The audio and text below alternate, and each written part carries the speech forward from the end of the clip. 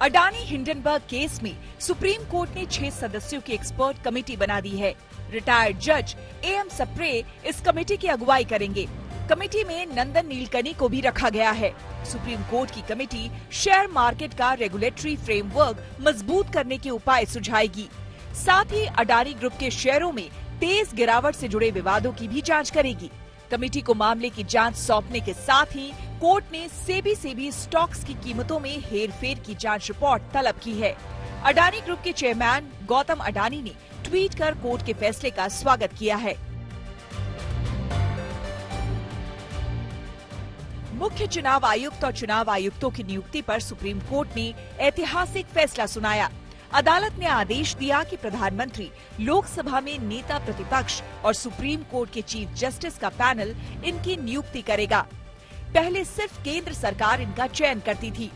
Court ने कहा कि ये कमेटी नामों की सिफारिश राष्ट्रपति को करेगी। इसके बाद राष्ट्रपति मुहर लगाएंगे। सुप्रीम कोर्ट ने कहा कि चयन प्रक्रिया सीबीआई डायरेक्टर की तर्ज पर होनी चाहिए।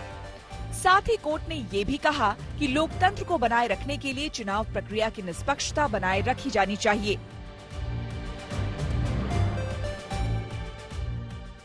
दिल्ली में G20 देशों के विदेश मंत्रियों की बैठक हुई। इसमें अमेरिका, रूस, चीन, ब्रिटेन और फ्रांस समेत दुनिया की 20 बड़े देशों के प्रतिनिधि शामिल हुए। बैठक की शुरुआत में पीएम मोदी ने कहा कि अब हमारे सामने कई चुनौतियां हैं। प्रधानमंत्री ने कहा कि अमीर देशों ने जो ग्लोबल वार्मिंग की है, उससे सबसे ज्यादा प्रभावित गरीब देश हो रहे हैं। विदेश मंत्रियों के बैठक के बीच अमेरिका और भारत के विदेश मंत्रियों ने बातचीत की। साथ ही विदेश मंत्री एस जयशंकर ने चीन के विदेश मंत्री के साथ द्विपक्षीय वार्ता की।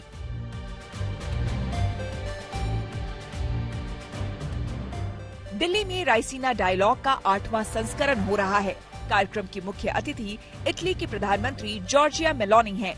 दिल्ली पहुंचने के बाद मेलोनी ने प्रधानमंत्री नरेंद्र मोदी से मुलाकात की।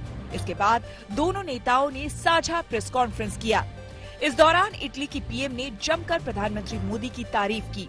उन्होंने कहा कि प्रधानमंत्री मोदी दुनिया के सबसे चहेते नेता हैं। ये साबित हो चुका है कि वो कितने बड़े लीडर हैं। इसके लिए उन्हें बधाई। ये बातें सुनकर वहां खड़े पीएम मोदी हंसते नजर आए। पंजाब के सीएम भगवंत मान ने दिल्ली में गृह मंत्री अमित शाह से मुलाकात की। बैठक में ड्रोन घुसपैठ, बॉर्डर सुरक्षा और राज्य के कानून व्यवस्था पर चर्चा हुई। अजनाला की घटना के बाद पंजाब के सीएम और गृह मंत्री की ये पहली मुलाकात है। पंजाब की आम आदमी पार्टी सरकार राज्य में बिगड़ती कानून व्यवस्था को लेकर विपक्षी दलों के निशाने पर है। बीजेपी ने राज्य में राज्यपाल शासन की मांग की है। इस बीच अमृतसर में शिव सैनिकों ने अमृतपाल सिंह के खिलाफ विरोध प्रदर्शन किया और पुतला फूंका। बिहार विधानसभा में आज का दिन हंगामेदार रहा। सीपीआई एमएल के विधायकों ने बीजेपी के विधायक संजय सरावगी के बयान पर बवाल किया। संजय सरावगी ने सीपीआई एमएल के महबूब आलम पर टिप्पणी की थी। उधर बिहार विधान परिषद में बीजेपी के विधायकों ने रोजगार और नियुक्ति पर जमकर नारेबाजी की। बीपीएससी और शिक्षक अभ्यर्थियों पर लाठीचार्ज को लेकर भी विरोध किया। इस बीच आरजेडी के नेता और बिहार सरकार में मंत्री तेज प्रताप यादव साइकिल चलाकर विधानसभा पहुंचे। प्रयागराज में लगातार दूसरे दिन योगी सरकार का बुलडोजर वाला एक्शन दिखा। अतीक अहमद के करीबी बताए जा रहे एक शख्स के घर पर प्रयागराज विकास प्राधिकरण ने बुलडोजर चला दिया। आरोप है कि सफदर अली नाम के शख्स की बंदूक दुकान से उमेश पाल हत्याकांड के लिए शूटरों ने कारतूस खरीदे थे। समाजवादी पार्टी के सांसद शफीकुर रहमान बर्क ने बुलडोजर वाली कार्रवाई पर सवाल उठाए और कहा कि मुसलमानों को टारगेट किया जा रहा है। इस बीच सुप्रीम कोर्ट 17 मार्च को अतीक अहमद की याचिका पर सुनवाई करेगा। अतीक ने गुजरात से यूपी की जेल में शिफ्ट करने की मांग की है। हाथरस गैंगरेप कांड में करीब 2.5 साल बाद SC/ST कोर्ट ने फैसला सुनाया। अदालत ने 4 आरोपियों में से सिर्फ एक संदीप सिसोदिया को दोषी माना है, जबकि 3 आरोपियों लवकुश, रामू उर्फ राम कुमार और रवि उर्फ रविंद्र सिंह को बरी कर दिया। अदालत ने संदीप को गैर इरादतन हत्या और SC/ST एक्ट में गुनहगार माना है और उम्र कैद की सजा सुनाई है। आरोपियों में से किसी पर भी गैंग रेप का आरोप सिद्ध नहीं हुआ है। बागेश्वर धाम के पीठाधीश्वर धीरेन्द्र शास्त्री के भाई शालिग्राम गर्ग उर्फ सौरभ को अदालत ने 25,000 के मुचलके पर जमानत दे दी। शालिग्राम गर्ग को पुलिस ने आज ही गिरफ्तार करके कोर्ट में पेश किया था। शालिग्राम गर्ग पर पुलिस ने 9 दिन पहले एफआईआर दर्ज की थी। उसका एक वीडियो वायरल हुआ था जिसमें वो सिगरेट पीते हुए और हाथ में कट्टा लेकर एक शादी समारोह में लोगों को धमकाता नजर आया था। पुलिस ने SC/ST अधिनियम के तहत मामला दर्ज किया था। आज ब्लैक एंड व्हाइट में हम सबसे पहले आपको नागालैंड, मेघालय और त्रिपुरा के चुनावी नतीजों का विश्लेषण दिखाएंगे और एक लाइन में अगर इन नतीजों का सार आपको बताएं तो वो ये है कि इन तीनों ही राज्यों में बीजेपी सरकार बनाने की स्थिति में है और ये चुनाव बीजेपी के लिए बहुत ही शुभ रहे हैं। लेकिन कांग्रेस के लिए इन नतीजों में भी सिर्फ निराशा ही है और कांग्रेस अध्यक्ष मल्लिकार्जुन खड़गे को अध्यक्ष बने सिर्फ 129 दिन हुए हैं, लेकिन इन 129 दिनों में कांग्रेस 4 राज्यों में चुनाव हार चुकी है और अभी इस साल 6 और राज्यों में विधानसभा के चुनाव होने बाकी हैं। अब आपको आज के चुनावी नतीजों के 4 बड़े हाइलाइट्स बताते हैं। संक्षिप्त में आप बहुत आराम से समझ जाएंगे कि आज हुआ क्या है।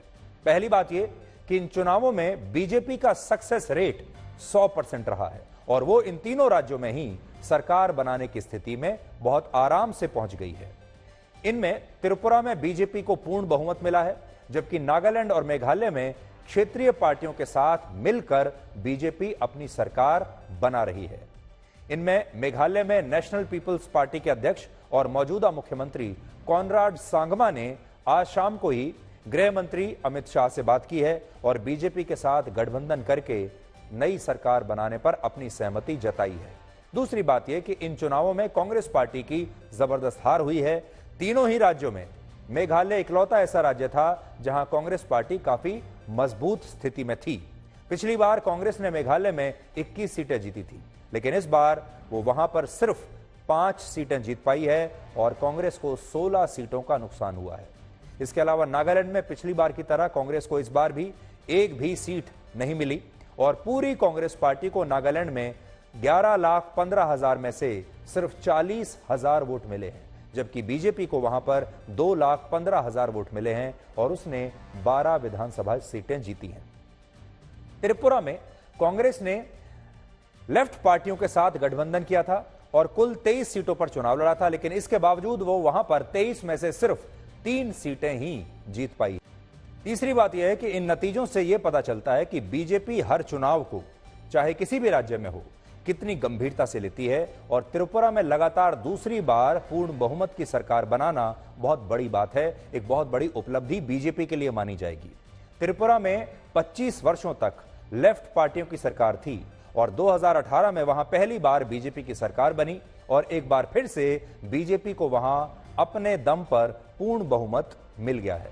और चौथी बात यह है कि इस जीत से बीजेपी को लोकसभा चुनाव में भी काफी फायदा हो सकता है। पूर्वोत्तर के इन 3 राज्यों में लोकसभा की वैसे तो कुल मिलाकर 5 सीटें हैं, जिनमें बीजेपी गठबंधन के पास 3 सीटें हैं और कांग्रेस के पास 1 सीट है।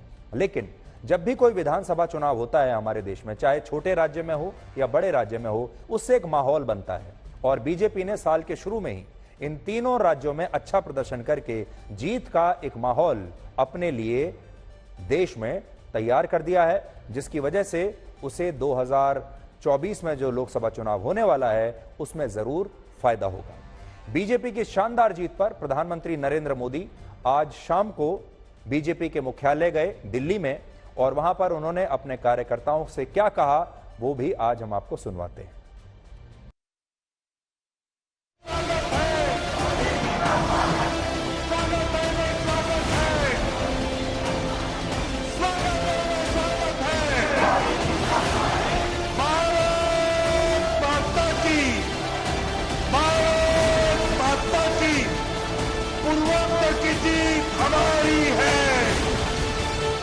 जब कुछ लोग मोदी की कब्र खोदने की ख्वाहिश कर रहे हैं, जहां मौका पड़ता है कमल खिलता ही जा रहा है, खिलता ही जा रहा है।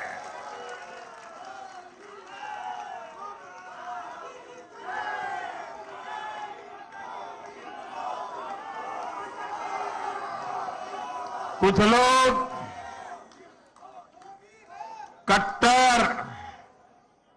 कट्टर की पहचान में लगे हुए हैं। वो हर काम बेईमानी भी कट्टरता से करते हैं। ये कट्टर लोग कहते हैं मर जा मोदी,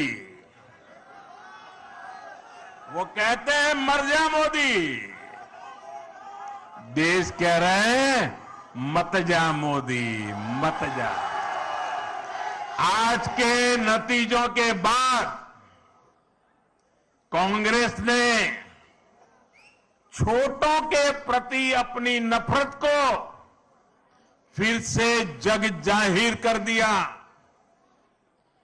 कांग्रेस कह रही है और अध्यक्ष उनके कह रहे हैं कि ये तो छोटे राज्य हैं, इनके नतीजे उतना मायने नहीं रखते। जब दिल में ही भारत को जोड़ने की भावना ना हो तो ऐसे बोल निकलते ही है।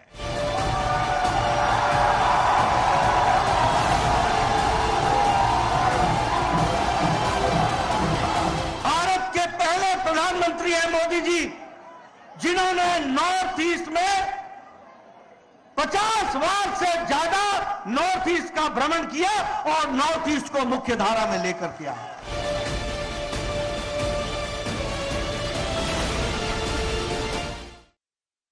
अब आपको एक एक करके पूर्वोत्तर के इन तीनों राज्यों के चुनावी नतीजों का विश्लेषण बताते हैं और आज वहां पर क्या हुआ है आपको विस्तार से समझाते हैं।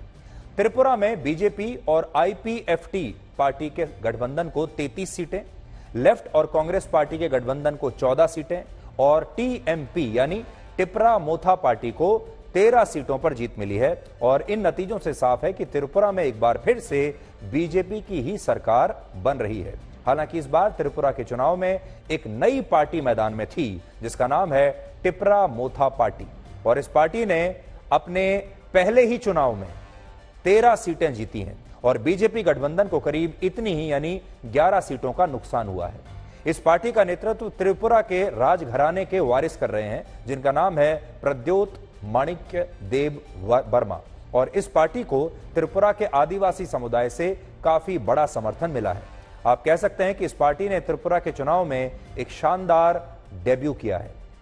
हालांकि इस डेब्यू से आईपीएफटी पार्टी को सबसे ज्यादा नुकसान हुआ जो बीजेपी की ही सहयोगी पार्टी है। पिछले चुनाव में आईपीएफटी ने 8 सीटें जीती थीं, लेकिन इस बार उसे सिर्फ 1 सीट पर ही जीत मिली है।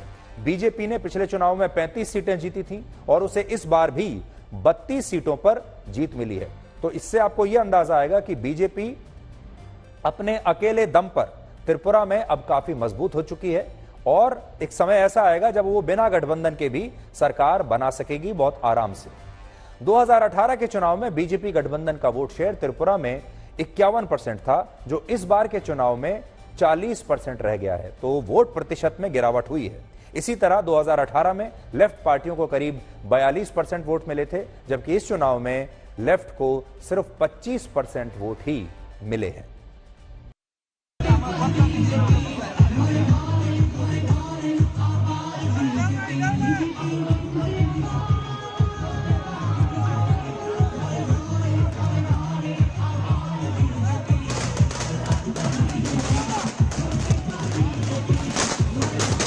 हम लोग काफ़ी मेहनत किए, परिश्रम किए और उसका कोई विकल्प भी नहीं है।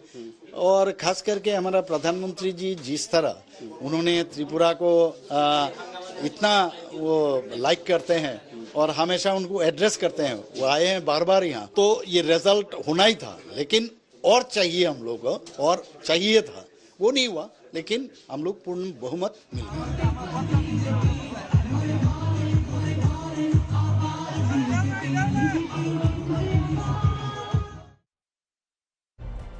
तो अगर आप त्रिपुरा की बात देखें तो त्रिपुरा में अब बीजेपी अपने अकेले दम पर इतनी शक्तिशाली, इतनी मजबूत हो चुकी है कि वो अब बिना गठबंधन के या फिर बिना किसी की मदद के भी सरकार बनाने की स्थिति में है और ये बीजेपी के लिए एक बहुत बड़ी उपलब्धि है।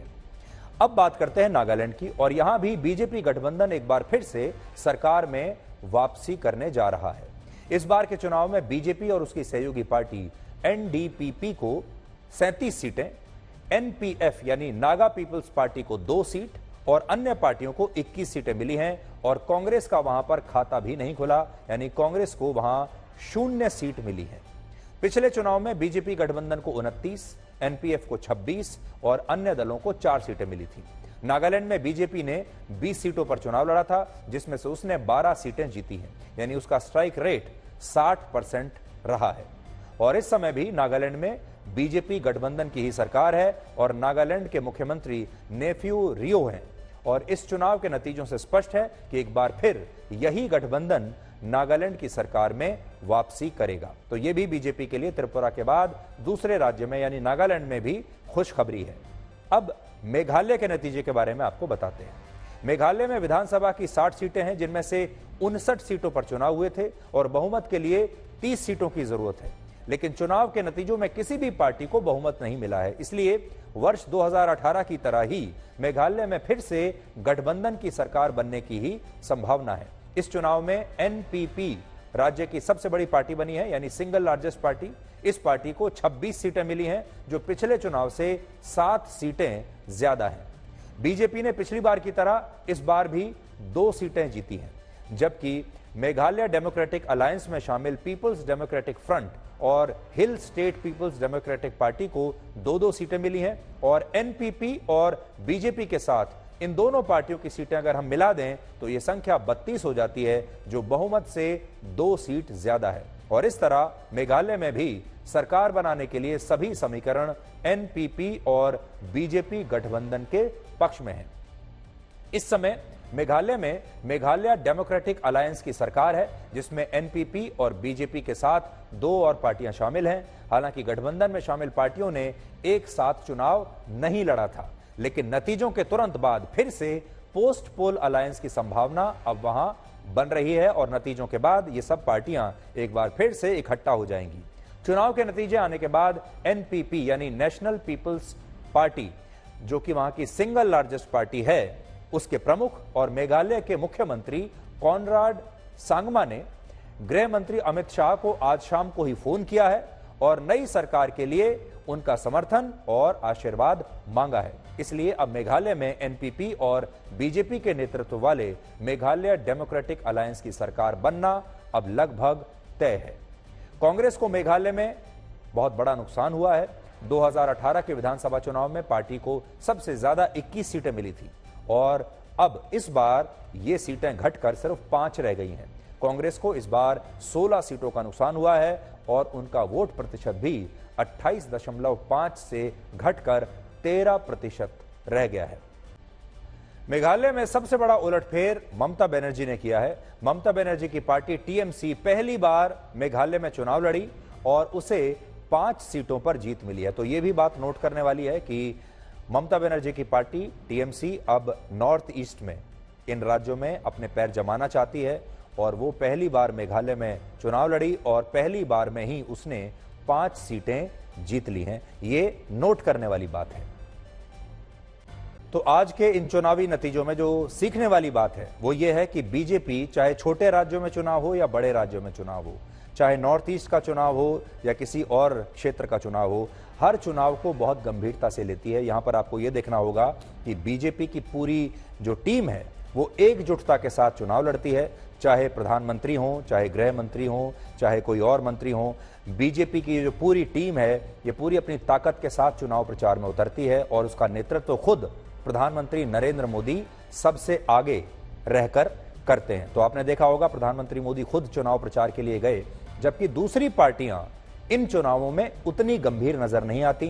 कांग्रेस पार्टी को नाकामी मिली है एक बार फिर से, लेकिन तब भी आप ये भी देखेंगे कि कांग्रेस पार्टी ने इन चुनावों को बहुत गंभीरता से नहीं लिया और कांग्रेस पार्टी की जो टॉप लीडरशिप है वो यहां चुनाव प्रचार करने के लिए गई भी नहीं। तो बीजेपी से ये सीखने वाली बात यह है कि वो हर चुनाव को चाहे वो छोटा चुनाव हो, चाहे वो बड़ा चुनाव हो, चाहे एमसीडी का चुनाव ही क्यों ना हो, चाहे वो बीएमसी का चुनाव ही क्यों ना हो, चाहे वो पार्षद का चुनाव हो, चाहे विधायक का चुनाव हो, चाहे वो लोकसभा का चुनाव हो, पार्टी बराबर की गंभीरता के साथ इन चुनावों को लड़ती है। और आज जैसे ही नतीजे आए उसके बाद आपने देखा प्रधानमंत्री मोदी अब से थोड़ी देर पहले दिल्ली में बीजेपी के मुख्यालय पहुंच गए। उन्होंने अपने कार्यकर्ताओं को संबोधित किया और उनका हौसला बढ़ाया। दूसरी बात इससे जो पता चलती है वो ये कि कांग्रेस पार्टी ने राहुल गांधी के नेतृत्व में अभी भारत जोड़ो यात्रा समाप्त की है और बहुत सारे लोगों को यह उम्मीद थी कि भारत में जो वोट हैं वो जरूर जुड़ेंगे कांग्रेस पार्टी के लिए। राहुल गांधी की जो मेहनत है कहीं ना कहीं तो दिखाई देनी चाहिए, लेकिन इन चुनावों में भी राहुल गांधी की ये जो मेहनत है ये बेकार गई और कांग्रेस पार्टी को भारत जोड़ो यात्रा का कहीं से भी किसी भी प्रकार का कोई भी फायदा नहीं हुआ इन तीनों ही राज्यों में। अब इन तीनों राज्यों में जो हार हुई है उस हार का श्रेय किसे दिया जाएगा? मल्लिकार्जुन खड़गे को दिया जाएगा, गांधी परिवार को दिया जाएगा, या जो और नीचे नेता हैं जो कि इन राज्यों के इंचार्ज थे उन्हें दिया जाएगा? ये सोचने वाली बात है। और इन तीन राज्यों को अगर आप देखें तो आपने देखा होगा कि बीजेपी वर्सेस ऑल, यानी विपक्ष अगर एकजुट भी हो जाए तो भी आपने देखा होगा कि बीजेपी आगे निकलती जा रही है। इन चुनावों का अगला फायदा यह होगा, कहने को तो यहां पर लोकसभा की ज्यादा सीटें नहीं हैं और अगले लोकसभा चुनाव में यहां से कोई ज्यादा सीटों की संख्या को लेकर ज्यादा फायदा बीजेपी को नहीं मिलने वाला, लेकिन इन चुनावों से पूरे देश में एक माहौल बनेगा प्रधानमंत्री नरेंद्र मोदी के नेतृत्व को लेकर और उनकी छवि इससे और ज्यादा मजबूत होगी। तो कुल मिलाकर बीजेपी को इसका बड़ा फायदा होने वाला है। अब हम आपको G20 देशों के विदेश मंत्रियों की बैठक का विश्लेषण दिखाएंगे, लेकिन उससे पहले आपको आज की सबसे शक्तिशाली तस्वीर दिखाते हैं जिनमें दुनिया के 40 से ज्यादा देशों के विदेश मंत्रियों और प्रतिनिधियों ने हिस्सा लिया और इस दौरान भारत ने 2 बड़े रिकॉर्ड बनाए हैं। पहला रिकॉर्ड यह है कि भारत के इतिहास में ऐसा पहली बार हुआ है जब इतने सारे देशों के विदेश मंत्री एक साथ एक ही समय पर एक ही शहर में भारत में मौजूद है। और दूसरा रिकॉर्ड यह कि G20 के 23 वर्षों के इतिहास में ऐसा पहली बार हुआ है जब किसी देश की अध्यक्षता में आयोजित विदेश मंत्रियों की बैठक में लगभग सभी सदस्य देशों से उनके प्रतिनिधि आए हैं।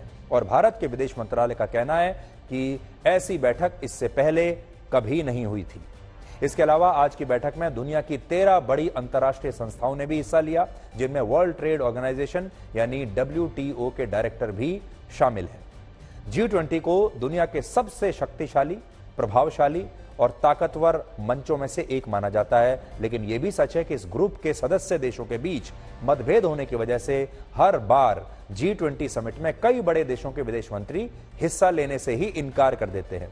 लेकिन इस बार ऐसा नहीं हुआ, यह अपवाद है और इसकी वजह है भारत और भारत के प्रधानमंत्री नरेंद्र मोदी की इन तमाम बड़े बड़े देशों के नेताओं से दोस्ती और उनका प्रभाव।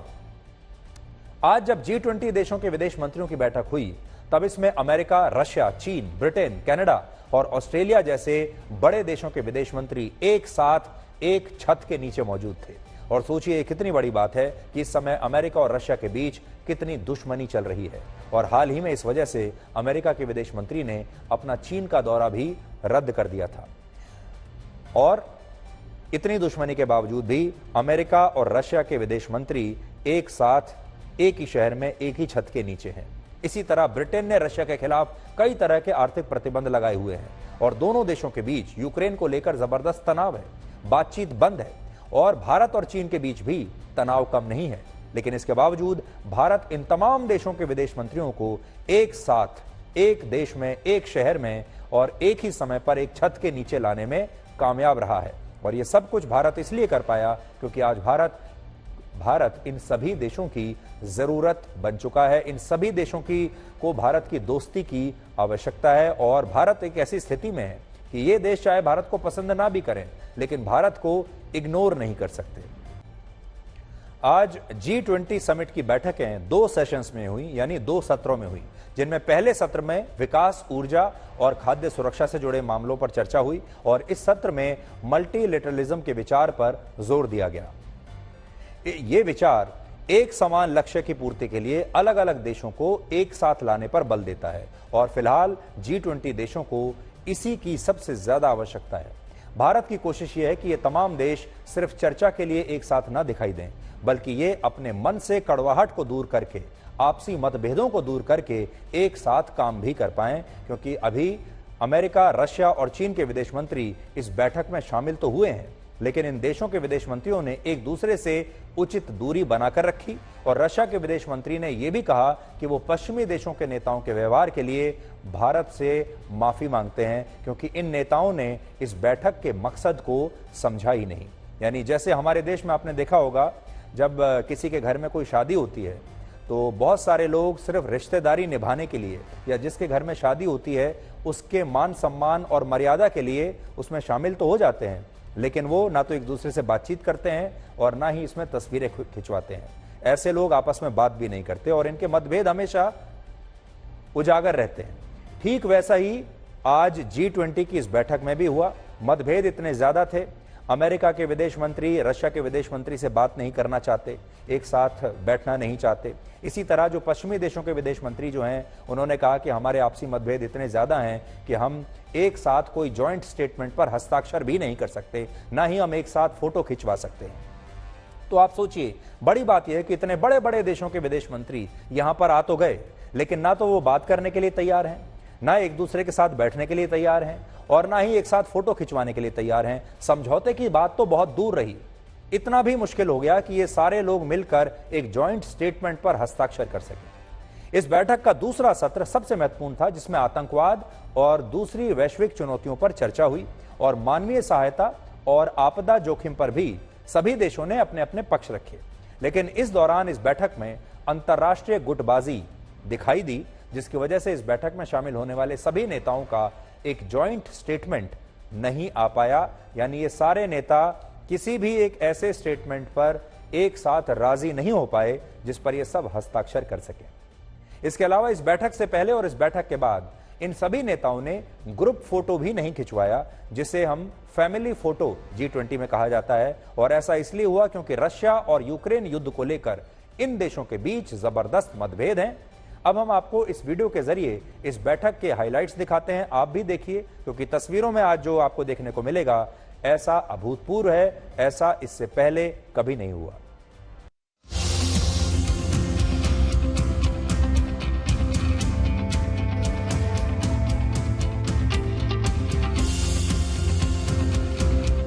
We were not able to bridge it on this particular occasion, whereas as our colleague pointed out from there, we were able to do that with, a number of us were able to do that collectively in Bali. But obviously the Bali situation today, for whatever reason, some countries feel cannot be extrapolated. In fact, this meeting was able to get everybody around the table. And as I said, this is no easy task given the state of polarization in the world. This address, he was not just speaking about some isolated individual situations, because the West is trying to divide the geopolitical picture into individual episodes, but in the address by Mr. Modi, he gave the assessment of the situation across the globe.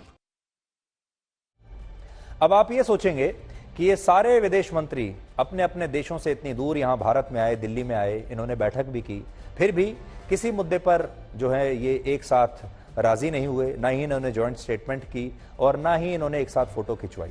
लेकिन ऐसा G20 की पिछली बैठकों में भी होता रहा है, और पिछली बार जब बाली में G20 की बैठक हुई थी तब भी ऐसा ही हुआ था। तब भी इन देशों ने जॉइंट स्टेटमेंट पर हस्ताक्षर करने से इनकार कर दिया था, क्योंकि सहमति बन ही नहीं पाई, और तब भी इन्होंने एक साथ फैमिली फोटो खिंचवाने से भी इनकार कर दिया था। इसलिए ये पहली बार नहीं हो रहा है। लेकिन तब भी भारत की जो बड़ी उपलब्धि है इस दौरान वो ये है कि वो इतने देशों के विदेश मंत्रियों को एक साथ एक छत के नीचे लाने में कामयाब रहा। अब चाहे उनके मतभेद दूर हो पाए या ना हो पाए, लेकिन ये एक अच्छी शुरुआत है, जिससे आपको ये पता चलता है कि भारत की बात ये सारे देश मानते जरूर हैं। और इस बैठक से पहले प्रधानमंत्री नरेंद्र मोदी ने G20 देशों के इन विदेश मंत्रियों और प्रतिनिधियों से एक पर्सनल अपील की और उनसे कहा कि वो ऐसे मुद्दों को भुलाकर, यानी आपसी मुद्दों को भुलाकर, मतभेदों को भुलाकर इस सम्मेलन में हिस्सा लें और जो उन्होंने ये भी कहा कि मतभेदों को भुलाकर दुनिया की एकता के लिए और दुनिया की भलाई के लिए उन्हें काम करना चाहिए। The G20 has a critical role to play in finding the right balance between growth and efficiency on one hand and resilience on the other. We can reach this balance more easily by working together. That is why your meeting is important. I have full trust in your collective wisdom and ability. तो मतभेद तो हैं इन सारे विदेश मंत्रियों में, इन सारे देशों की सरकारों में, और आज भी ये बिल्कुल साफ साफ हुआ कि ये लोग मिलेंगे जरूर, क्योंकि G20 के सदस्य हैं और G20 की जो बैठक है ये एक प्रोटोकॉल है, इसमें आना ही होता है। लेकिन बहुत सारी चीजें ऐसी हैं इस बार जो देखने को मिली, जो इन्होंने सिर्फ भारत के लिए किया, या भारत के लिए समझ लीजिए कि प्रधानमंत्री नरेंद्र मोदी के लिए इन्होंने किया। लेकिन बड़ी बात यह है कि रशिया के विदेश मंत्री और अमेरिका के विदेश मंत्रियों ने एक दूसरे से बात करने से मना किया, और जो थोड़ी बहुत बातचीत उनके बीच में हुई भी, उसमें भी उन्होंने साफ साफ कह दिया कि हमारी जो स्थिति है यूक्रेन युद्ध को लेकर, हम उसी स्थिति में का पालन करते रहेंगे। अमेरिका ने कहा वो यूक्रेन की मदद ऐसे ही करता रहेगा, और रशिया ने भी कहा कि अगर अमेरिका यूक्रेन की मदद करेगा तो फिर हम बातचीत नहीं करेंगे। यानी किसी की स्थिति में कोई भी अंतर नहीं आया है। इसलिए आज हम ये तो बिल्कुल नहीं कह रहे हैं कि आज की बैठक से इन देशों के बीच जो तमाम मतभेद हैं, समस्याएं हैं, सुलझ जाएंगी, या यूक्रेन और रशिया का जो युद्ध है वो रुक जाएगा। लेकिन ये बात तो आपको माननी ही पड़ेगी कि इतनी कट्टर दुश्मनी होने के बावजूद इन देशों के विदेश मंत्रियों का भारत आना इस तरह से, और पूरा G20 की बैठक में इस तरह से पार्टिसिपेट करना, एक्टिवली पार्टिसिपेशन जो इन्होंने किया है, उसका एक बड़ा मतलब यह है कि हमारा देश अब एक बहुत बड़ा डिप्लोमेटिक प्लेयर बन चुका है। यानी हम भी एक बहुत बड़ी वैश्विक शक्ति बन चुके हैं, और हम जो बात कहते हैं, हम जो सुझाव देते हैं, बड़ी बड़ी शक्तियां, बड़े बड़े देश उसे ध्यान से सुनते हैं। इसकी एक बड़ी वजह यह है कि भारत ने अब तक रशिया और यूक्रेन युद्ध से लेकर दूसरे अंतर्राष्ट्रीय मामलों में निष्पक्ष भूमिका निभाई है, और भारत ने रशिया से सस्ती दरों पर कच्चा तेल खरीदा है। तो इसी दौरान हमारे अमेरिका के साथ भी रिश्ते मजबूत हुए हैं। तो हमें जो खरीदना होता है हम रशिया से खरीदते हैं, जो अमेरिका से खरीदना है वो अमेरिका से खरीदते हैं, जो फ्रांस से खरीदना है वो फ्रांस से खरीदते हैं, और जो इजराइल से खरीदना है वो इजराइल से खरीदते हैं। अब आप सोचिए, यूक्रेन युद्ध को लेकर फ्रांस भी रशिया के खिलाफ है, अमेरिका भी रशिया के खिलाफ है, और रशिया तो है ही, लेकिन इसके बावजूद हम इन सारे देशों के साथ अपनी एक पैरेलल फॉरेन पॉलिसी बनाकर चल रहे हैं। हमें जिससे जो संबंध रखने हैं हम रख रहे हैं, जिससे हमें जो सामान खरीदना है वो खरीद रहे हैं। इससे यह पता चलता है कि अंतर्राष्ट्रीय पटल पर भारत अब एक बहुत बड़ी ताकत बन चुका है। वैसे आज जो बैठक हुई वो इस समिट का एक सेमीफाइनल था, और सोचिए सेमीफाइनल अगर इतना भव्य है तो फाइनल कितना भव्य होगा, और फाइनल कब होगा? फाइनल इस साल 9 और 10 सितंबर को होगा दिल्ली में, जब G20 का समिट दिल्ली में होगा, जो मेन समिट है, जिसमें दुनिया के तमाम बड़े बड़े नेता आपको एक साथ, एक देश, एक शहर और एक मंच पर नजर आएंगे, और वो शहर होगा भारत की राजधानी दिल्ली। इनमें अमेरिका के राष्ट्रपति जो बाइडेन होंगे, चीन के राष्ट्रपति शी जिनपिंग होंगे, रशिया के राष्ट्रपति व्लादिमीर पुतिन होंगे, ब्रिटेन के प्रधानमंत्री ऋषि सुनाक, और फ्रांस के राष्ट्रपति इमैनुअल मैक्रों, और कनाडा और ऑस्ट्रेलिया के प्रधानमंत्री भी इस समिट में शामिल होने के लिए तब भारत आएंगे। और इन सभी नेताओं की मेजबानी भारत के प्रधानमंत्री नरेंद्र मोदी स्वयं करेंगे। आजादी के इन 75 वर्षों के इतिहास में पहली बार ऐसा होगा जब अमेरिका, ब्रिटेन, चीन, रशिया, फ्रांस, ऑस्ट्रेलिया और कनाडा के राष्ट्राध्यक्ष, ये सब लोग एक साथ एक ही समय पर भारत की जमीन पर मौजूद होंगे। G20 के 23 वर्षों के इतिहास में भारत को पहली बार इसकी मेजबानी मिली है, और यह हमारे देश के लिए एक गौरव की बात है। कुछ आंकड़ों के जरिए आपको G20 की ताकत के बारे में आज बताते हैं कि इसका मतलब क्या है। G20 दुनिया के उन 20 देशों का समूह है जिनकी पूरी दुनिया की जीडीपी में 80% की हिस्सेदारी है। तो आर्थिक रूप से आप समझ लीजिए कितना मजबूत और कितना बड़ा ग्रुप है। दुनिया का 75% अंतर्राष्ट्रीय व्यापार सिर्फ इन्हीं देशों में होता है, और दुनिया की 60% आबादी सिर्फ इन 20 देशों में रहती है। यानी G20 में पूरी दुनिया तो नहीं आती, लेकिन ये वो देश हैं जो पूरी दुनिया को सबसे ज्यादा प्रभावित करते हैं। और सोचिए, जब भारत इस समिट का आयोजन करेगा तो यह हमारे देश के लिए कितनी बड़ी बात होगी, दुनिया के लिए भी कितनी बड़ी बात होगी, और इसकी एक झलक आज पूरी दुनिया ने देख ली है। भारत ने मौजूदा कार्यक्रम की रूपरेखा कुछ इस तरह से तैयार की थी ताकि इसके जरिए वो अपनी ताकत भी दिखा सके और एक संदेश भी दुनिया को दे सके। भारत ने मोटे अनाज को बढ़ावा देने के लिए खाने का जो मेन्यू बनाया गया उसमें मिलेट फूड्स को प्रमुखता से शामिल किया, और साथ ही इस बैठक में शामिल होने वाले अतिथि देशों को भी भारत ने पूरी प्राथमिकता दी है। इन देशों में Bangladesh, Egypt, Mauritius, Netherlands, Nigeria, Oman, Singapore, Spain और यूएई भी शामिल है। इस समिट के बीच आज भारत के विदेश मंत्री एस जयशंकर ने दो बहुत महत्वपूर्ण बैठकें की हैं, जिनमें उनकी पहली बैठक अमेरिका के विदेश मंत्री एंटनी ब्लिंकन के साथ हुई और दूसरी बैठक चीन के विदेश मंत्री चिन गोंग के साथ हुई, जो लगभग 45 मिनट तक चली। अक्सर इस तरह की जो बैठकें होती हैं वो ज्यादा से ज्यादा 20 से 25 मिनट में खत्म हो जाती हैं, लेकिन यह बैठक 45 मिनट तक चली और इसमें जिन मुद्दों पर सबसे ज्यादा चर्चा हुई वो मुद्दा था LAC का और LAC पर तनाव कम करके शांति बहाल करने का। तो चीन के साथ भी अब हम आमने सामने बैठकर बात कर रहे हैं। आपको याद होगा पिछले साल 9 दिसंबर को अरुणाचल प्रदेश के तवांग में LAC पर भारत और चीन के सैनिकों के बीच एक संघर्ष हुआ था, हिंसक संघर्ष हुआ था। उसके बाद दोनों देशों के बीच तनाव बहुत बढ़ गया था और उस घटना के बाद आज पहली बार भारत और चीन के विदेश मंत्री मिले हैं और आमने सामने बैठे हैं। विदेश मंत्री एस जयशंकर ने कहा कि इस बैठक में सीमा विवाद को सुलझाने के लिए इस बात पर भी चर्चा हुई कि दोनों देशों के सामने मौजूदा चुनौतियां क्या हैं। और चीन के विदेश मंत्री चिन गैंग का ये पहला भारत दौरा है और ऐसा कहा जाता है कि चीन के राष्ट्रपति शी जिनपिंग उन पर काफी भरोसा करते हैं। 10 साल बाद जब दिसंबर 2022 में वांग यी ने चीन के विदेश मंत्री के पद की जिम्मेदारी छोड़ी थी, तब शी जिनपिंग ने खास तौर पर चिन गैंग को ही अपना विदेश मंत्री बनाने का प्रस्ताव पेश करवाया था और इसलिए चीन के मौजूदा विदेश मंत्री का भारत आना और LAC के मुद्दे पर बात करना बहुत अहम है। चिन गैंग इससे पहले अमेरिका में चीन के राजदूत रह चुके हैं और वो अमेरिका और भारत के साथ चीन के संबंधों पर लगातार कई वर्षों से काम कर रहे हैं, यानी बहुत अनुभवी हैं। उन्हें अमेरिका का भी अनुभव है, भारत का भी अनुभव है। अब आप ये देखिए कि इस बैठक से पहले विदेश मंत्री एस जयशंकर ने अमेरिका के विदेश मंत्री एंटनी ब्लिंकन के साथ मुलाकात की और इस बैठक में जिन मुद्दों पर चर्चा हुई उनमें सबसे अहम था इंडो पैसिफिक क्षेत्र की मौजूदा स्थिति, जहां चीन लगातार अपना प्रभाव बढ़ा रहा है। मतलब एक तरफ भारत चीन के विदेश मंत्री से भी बात कर रहा है और दूसरी तरफ अमेरिका के साथ चीन के खतरे को लेकर भी बात कर रहा है, जिससे यह पता चलता है कि भारत की डिप्लोमेटिक अप्रोच कितनी स्पष्ट है।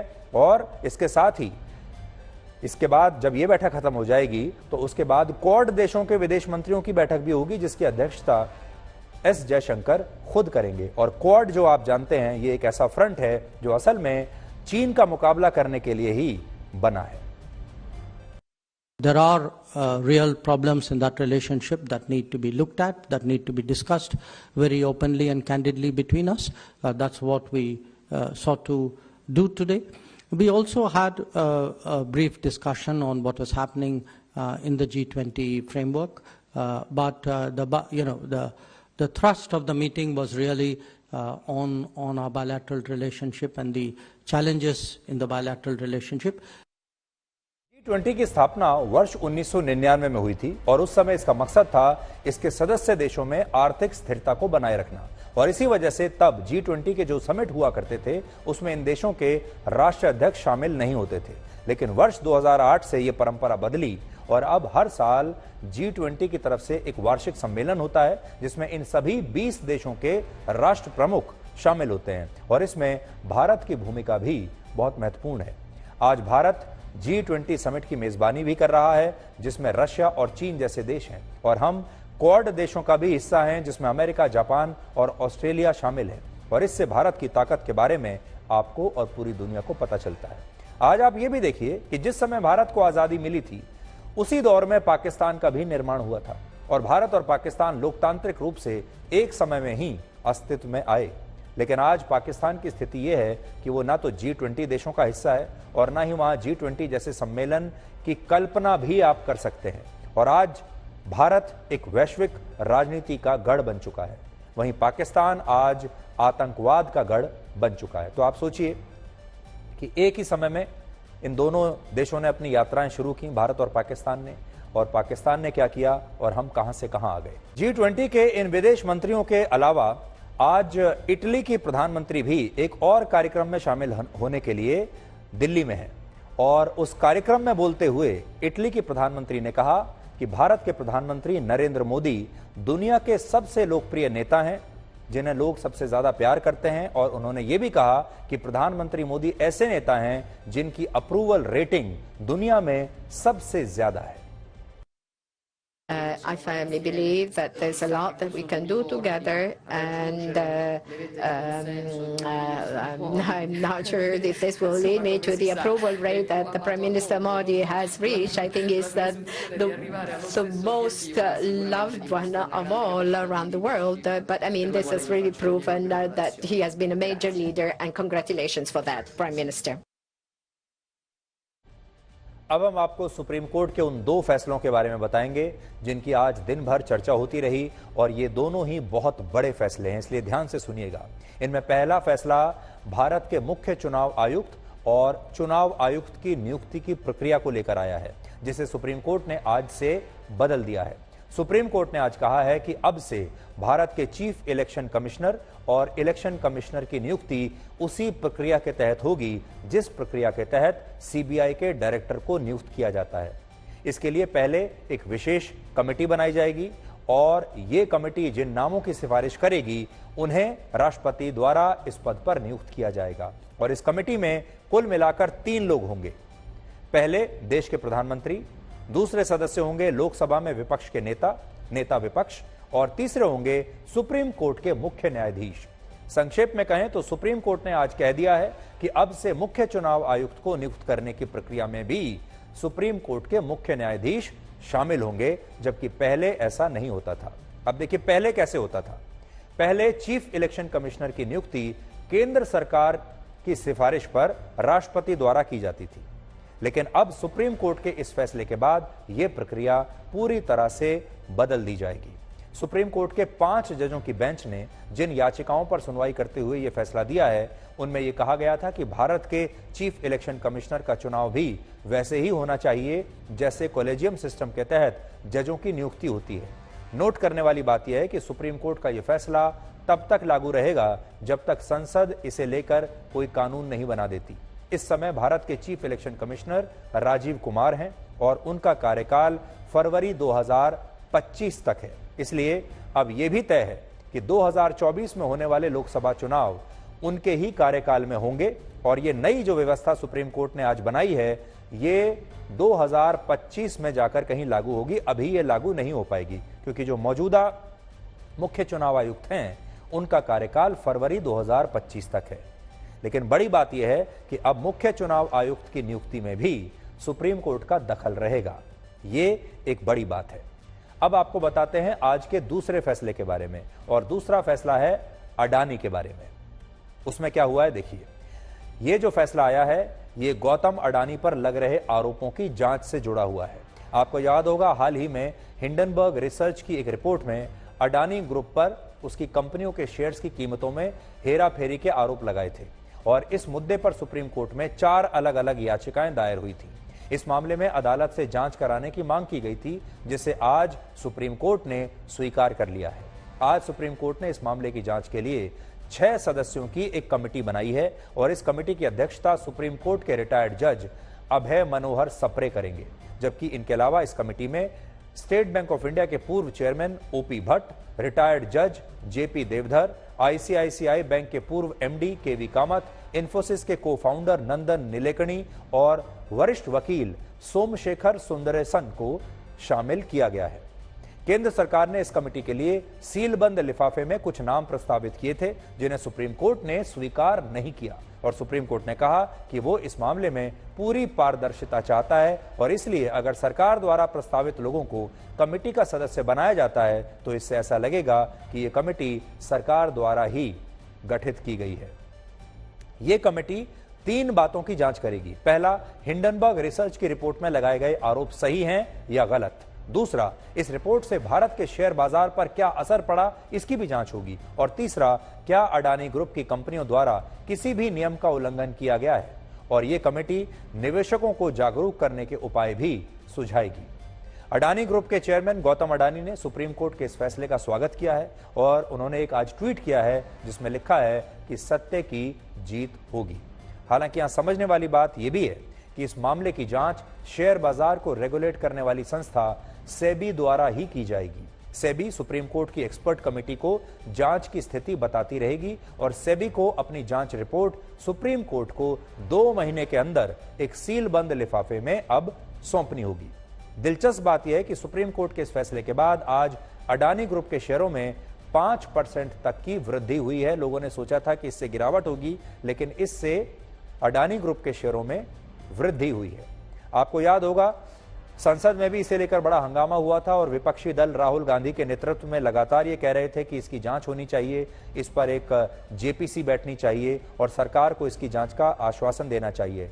लेकिन तब सरकार ने ऐसा कोई आश्वासन नहीं दिया था। फिर कुछ लोग सुप्रीम कोर्ट गए और सुप्रीम कोर्ट ने इसे सुनवाई के लिए इस मामले को पहले स्वीकार किया, कहा कि हम इसकी सुनवाई करेंगे और सुनवाई के बाद आज सुप्रीम कोर्ट ने कह दिया कि हम एक कमेटी बना रहे हैं जो अब इस पूरे मामले की जांच करेगी। तो बड़ी बात जो है आज ये है कि अडानी ग्रुप की जांच होगी। इस जांच के लिए सुप्रीम कोर्ट द्वारा गठित एक कमेटी को बनाया गया है और ये जांच सेबी करेगा। आपको याद होगा हमने जब ये पूरा मामला चल रहा था तब भी कहा था कि जब इस तरह के आरोप लग जाते हैं तो किसी भी व्यक्ति को अग्नि परीक्षा के लिए तैयार रहना चाहिए और गौतम अडानी को भी अपनी अग्नि परीक्षा के लिए तैयार रहना चाहिए। उस दिन भी हमने, आपको याद होगा, उस समय हमने कहा था कि सेबी को इसकी जांच करनी चाहिए और आज वही हुआ। आज सेबी जांच करेगी, आदेश आ गए हैं सुप्रीम कोर्ट के और गौतम अडानी इसे अपनी एक तरह की अग्नि परीक्षा मान सकते हैं। अगर गौतम अडानी इस अग्नि परीक्षा में पाक साफ निकले तो फिर उनके ग्रुप का भविष्य बहुत उज्जवल होगा, बहुत बेहतर होगा और लोगों पर उनका जो विश्वास है वो और ज्यादा मजबूत होगा। यानी वो सोने की तरह खरे बनकर इस अग्नि परीक्षा से बाहर निकलेंगे। लेकिन अगर वो इस अग्नि परीक्षा में फेल हो गए तो फिर आप जानते हैं क्या होगा, भरोसा टूट जाएगा।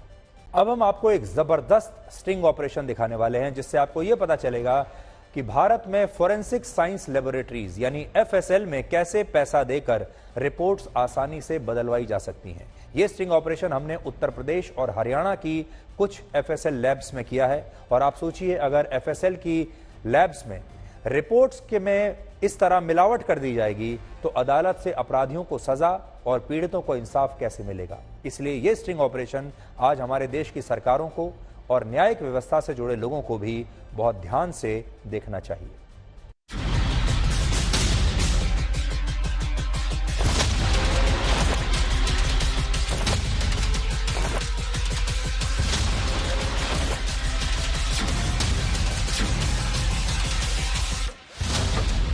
आज हम आपको देश की सबसे बड़ी फोरेंसिक साइंस लेबोरेटरी की हकीकत बताएंगे कि किस तरह वहां रिश्वत लेकर हत्या और रेप जैसे आपराधिक मामलों में विसरा और डीएनए रिपोर्ट्स बदल दी जाती हैं।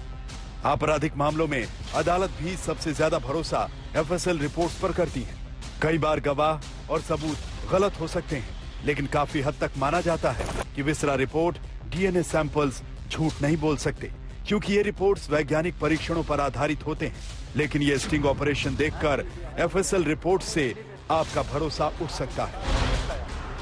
सबसे पहले हमारी टीम वाराणसी में फोरेंसिक साइंस लेबोरेटरी के डिप्टी डायरेक्टर सुरेश चंद्रा से संपर्क करती है और जहर देकर हत्या करने के एक काल्पनिक मामले को लेकर मदद मांगती है।